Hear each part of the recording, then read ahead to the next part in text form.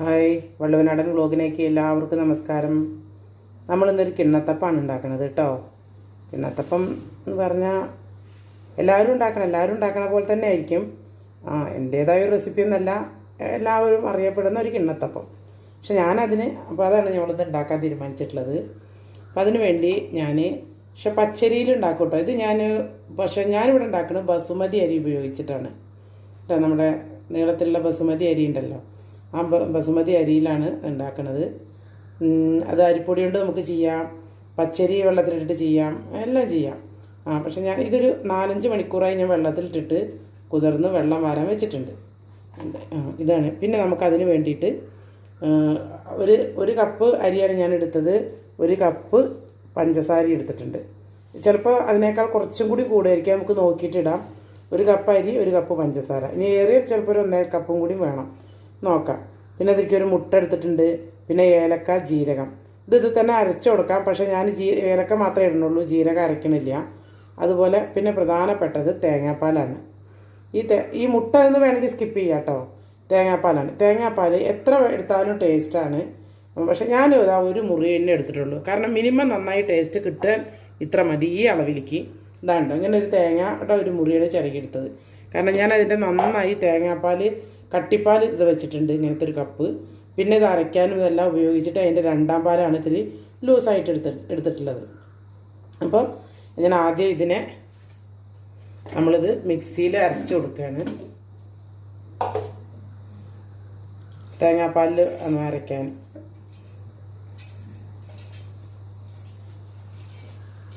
നമ്മൾ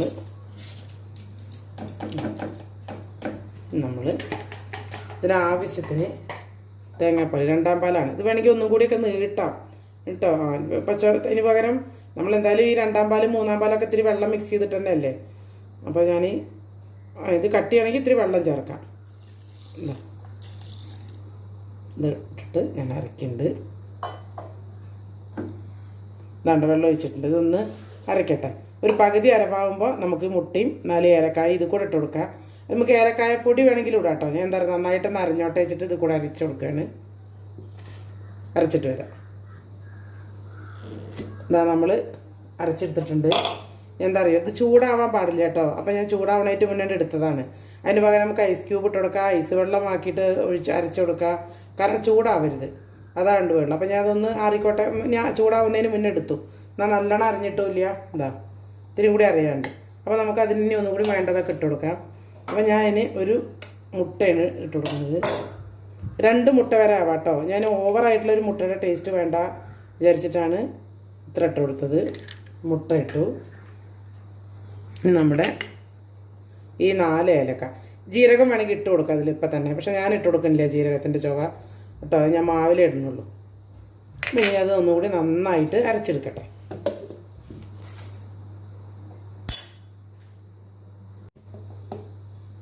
ഇതറിഞ്ഞു.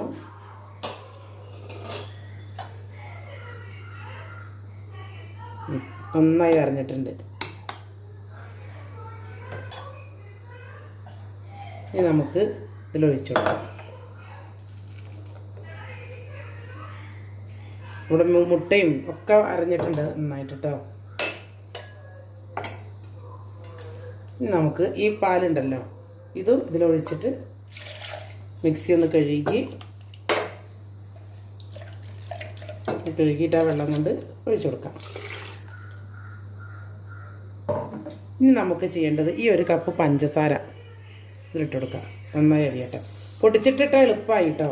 കാരണം അറിയാലോ, പഞ്ചസാരയുടെ വെള്ളം കൂടി ഏഡാവും.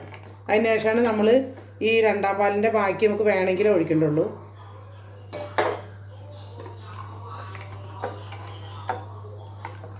പഞ്ചസാര അലിയട്ടെ. നന്നായി അലിഞ്ഞിട്ട് ഇതിനെങ്ങനെയാ അറിയാം, ലൂസ് പോലത്തെ മാവാണ് വേണ്ടത്, കൺസിസ്റ്റൻസിയാണ് വേണ്ടത് കേട്ടോ. അപ്പോൾ അതുവരെ നമുക്കിങ്ങനെ ഒഴിച്ച് കൊടുക്കണം, നീട്ടി കൊടുക്കണം. ഏലക്കായുടെ കഷ്ണങ്ങളാണ്.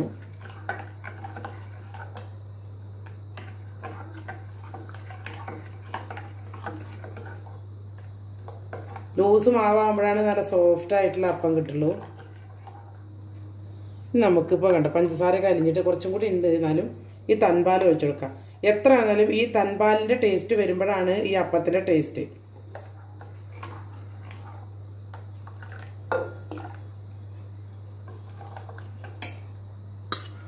തൻപാൽ ഒഴിച്ചു കൊടുത്തു.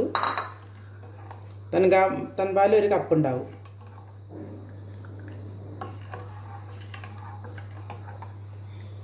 വേണമെങ്കിൽ ചിലർക്ക് തുള്ളി ഉപ്പിട്ട് കൊടുക്കാം കേട്ടോ. പക്ഷെ ഞാൻ ഉപ്പിട്ട് കൊടുക്കണില്ല.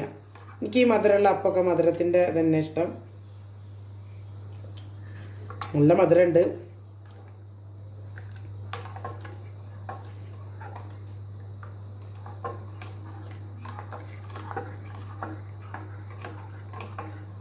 നമ്മുടെ ജീരകം ഇട്ട് കൊടുക്കാറായിട്ടില്ല കേട്ടോ.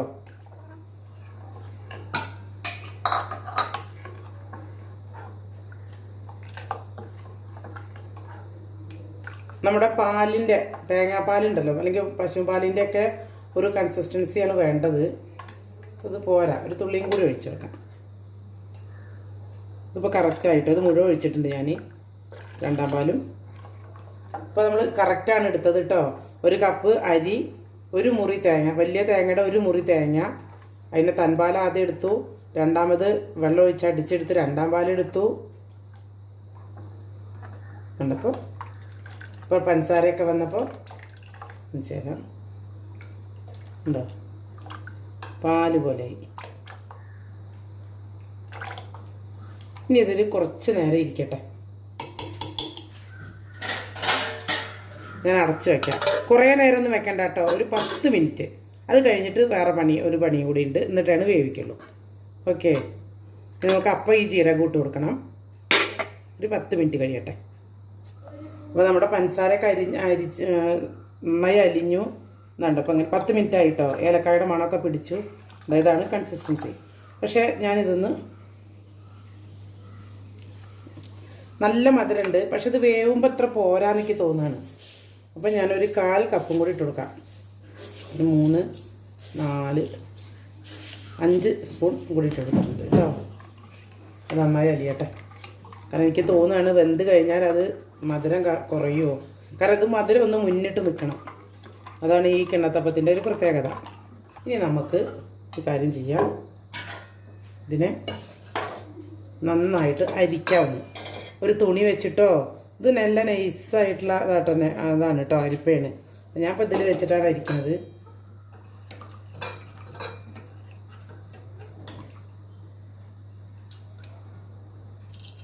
നന്നായി ഇളക്കിയിട്ട് ഇങ്ങനെ ഇതുപോലെ ഇളക്കിയിട്ട് അരിക്കുക. അല്ലെങ്കിൽ ഇങ്ങനെ തുണിയൊക്കെ ആണെങ്കിൽ ഇങ്ങനെ ഒഴിച്ചു കൊടുത്താൽ മതി. കാരണം എത്രത്തോളം മിക്സിയിൽ അരച്ചാലും ആ അരിയുടെ ഒരു തരിതരിപ്പ് ഉണ്ടാവും. അത് പോകാൻ വേണ്ടിയിട്ടാണ് ഇങ്ങനെ ഒഴിച്ചു കൊടുക്കുന്നത്.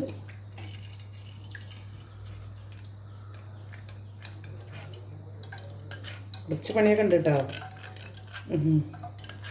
ആ ഒരു യഥാർത്ഥ ടേസ്റ്റ് കിട്ടണമെങ്കിലേ ഇല്ല വേഗം അരിഞ്ഞു കണ്ടോ, അരി അരിപ്പുണ്ട്.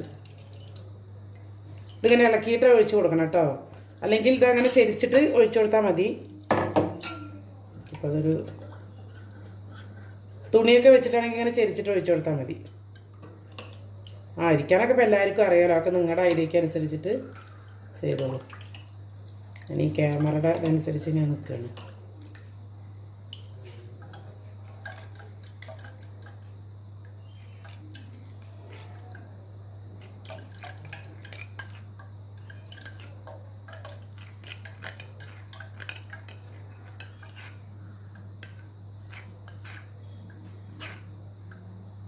ഉണ്ടോ, തരി ഉണ്ടോ?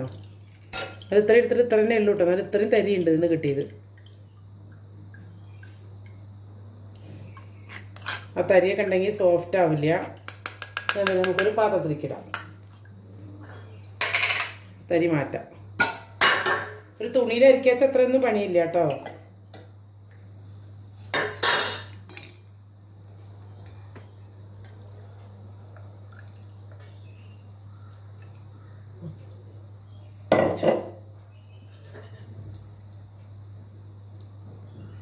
ഒന്നിങ്ങനെ ഇളക്കി കൊടുക്കുക. പോകണമെങ്കിലേ താഴെ കൂടെ പോകണമെങ്കിൽ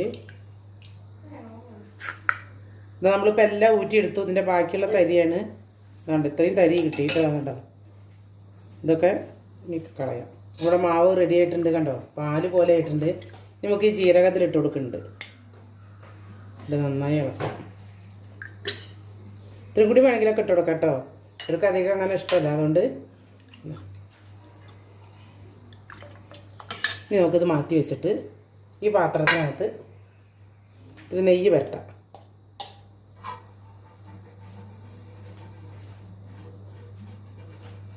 നെയ്യോ എണ്ണ എന്ത് വേണമെങ്കിലും പറ്റാം കേട്ടോ. ഇത്തിരി നെയ്യ് പറ്റിയിട്ടുണ്ട്.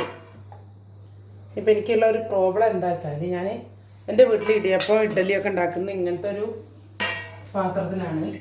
അതുകൊണ്ട് എനിക്ക് എന്താ അറിയോ, ഇങ്ങനത്തെ പാത്രമാണ് എൻ്റെ അടുത്തുള്ളത്. ഇങ്ങനത്തെ ഒരു 3 ഇഡ്ഡലി തട്ടുള്ളതുണ്ട് ഇതിൽ. പിന്നെ നമുക്ക് പഴയ ഇഡ്ഡലി തട്ട് പറഞ്ഞാൽ ഒരു പരന്ന ഇഡ്ഡലിയാണ് കിട്ടുക. ഇപ്പോൾ കിട്ടണമൊക്കെ ഇങ്ങനെ ഒരു ഉണ്ട പോലെ കിട്ടുക. അതുകൊണ്ട് ഞാൻ ഇഡ്ഡലി പാത്രം എനിക്ക് കിട്ടാത്തതുകൊണ്ട് ഞാൻ അങ്ങനെ ഇതായിട്ടില്ല, വാങ്ങിയിട്ടില്ല. അപ്പോൾ ഇതാണ്. ഇതിൽ പിന്നെ ആവിത്തട്ടും ഉണ്ട്. ആവിത്തട്ട് ഇതാണ് വെക്കേണ്ടത്. ഇതാണ് ഇതിൻ്റെ ആവിത്തട്ട് കേട്ടോ. പക്ഷേ ഇതിൽ വെക്കുമ്പോൾ എനിക്കിതിനെ പറ്റിയ പാത്രമില്ല. ഞാൻ ആദ്യമൊക്കെ ഉണ്ടാക്കുമ്പോൾ നമ്മുടെ ഇഡ്ഡലി പാത്രത്തിൽ ഇങ്ങനെ പ്ലേറ്റ് വെച്ചിട്ടാക്കുക ചെയ്യുക. അപ്പോൾ ഇതാണ് ഇങ്ങനെ ചെരിഞ്ഞു പോകുന്നുണ്ടോ, ഇങ്ങനെ ചെരിഞ്ഞു. അപ്പോൾ ഞാൻ വിചാരിക്കുന്നത് എൻ്റെ അടുത്ത് മുന്നേ ഉണ്ടായിരുന്ന ഒരു ഇഡ്ഡലി പാത്രം, ഇതേപോലത്തെ ഇഡ്ഡലി തട്ടുണ്ടായിരുന്നു. അതിലുള്ള ഒരു ആവിത്തട്ട് ഇവിടെ വെച്ചിട്ട് ഇതിനകത്ത് ഇത് വെച്ചിട്ട് മാവ് ഒഴിച്ചെടുക്കാനാണ് തീരുമാനിക്കുന്നത്. അപ്പോൾ ഞാനത് അടുപ്പത്ത് വെച്ച് ഒന്ന് വെള്ളം തിളപ്പിക്കട്ടെ. തിളച്ച് ചൂടായതിന് ശേഷം, ഈ പാത്രം ചൂടായതിന് ശേഷം അടുപ്പിൽ വെച്ചിട്ടാണ് ഞാൻ ഒഴിക്കുന്നത്. ഇതാ നമ്മുടെ ഇത് നന്നായി തിളച്ച് വന്നിട്ടുണ്ട്. തിളച്ചു. പാത്രം അരിക്ക് വെച്ച് ഒഴിക്കണം കേട്ടോ, കാരണം ഇതിങ്ങനെ ഒഴുകാതെ ഒഴിക്കണം. ചൂടായിട്ടാണ് ഒഴിക്കേണ്ടത്.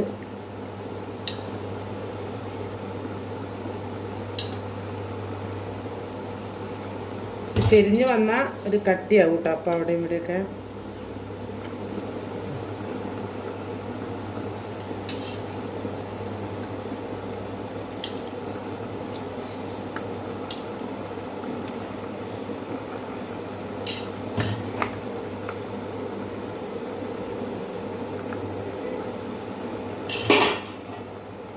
എന്താ പറയുക, ഒന്ന് ചെരിവുള്ള പോലെ ഉണ്ട്.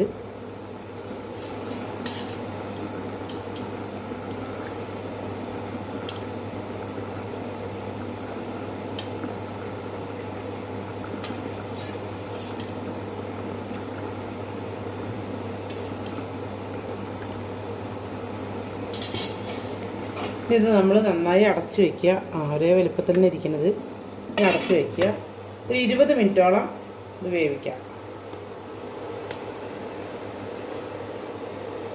കേട്ടോ. ഒരു 20 മിനിറ്റ് ഞാൻ ഇൻഡക്ഷൻ അടുപ്പിലാണ്. ഇതിലൊരു ഇഡ്ഡലി പറഞ്ഞിട്ട് 20 മിനിറ്റ് ഉണ്ട്, അത് വെച്ചിട്ടുണ്ട്. ഇത് 20 മിനിറ്റ് വെന്തോ നോക്കി നോക്കാം. അതിൻ്റെ ഇടയിൽ നമ്മൾ ഒന്നും കൂടി തുറക്കും കേട്ടോ. അപ്പോൾ കാണിച്ചു തരാം. സോറി, നമ്മളിത് കാര്യം മറന്നു.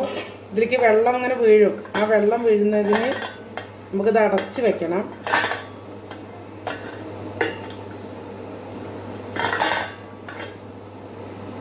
എന്നിട്ടാണ് അടച്ചു വെക്കുന്നത്. ഒരു 10 മിനിറ്റ് കഴിഞ്ഞിട്ടുണ്ട്. നോക്കാം. ആവി വരാതെ നോക്കണ കയ്യിൽ.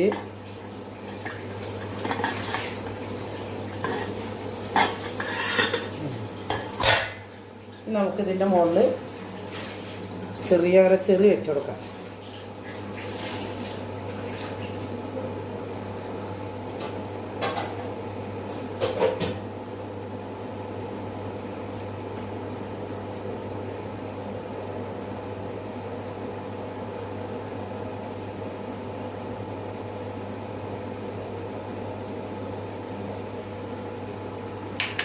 പത്ത് മിനിറ്റും കൂടി ആവട്ടെ.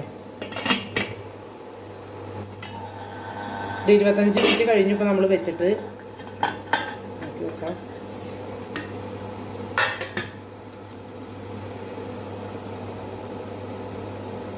അത് പിടിക്കണമൊന്നുമില്ല കേട്ടോ. നന്നായി വെന്തിട്ടുണ്ട്. ഇത് ഓഫാക്കുകയാണ്. നമ്മളിത് എടുത്ത് വെക്കട്ടെ. എന്നിട്ട് ആറിയിട്ടാണ് മുറിക്കുള്ളൂ കേട്ടോ.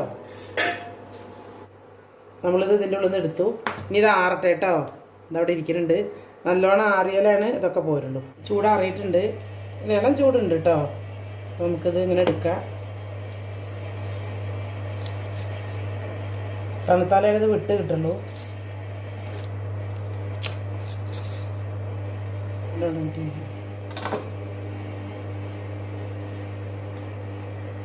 ഇങ്ങനെ പൊങ്ങിച്ചെടുക്കുക.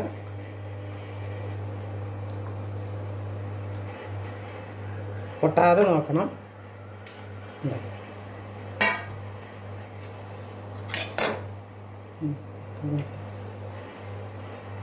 ഇതിലിങ്ങനെ ഓരോ കഷ്ണങ്ങളായി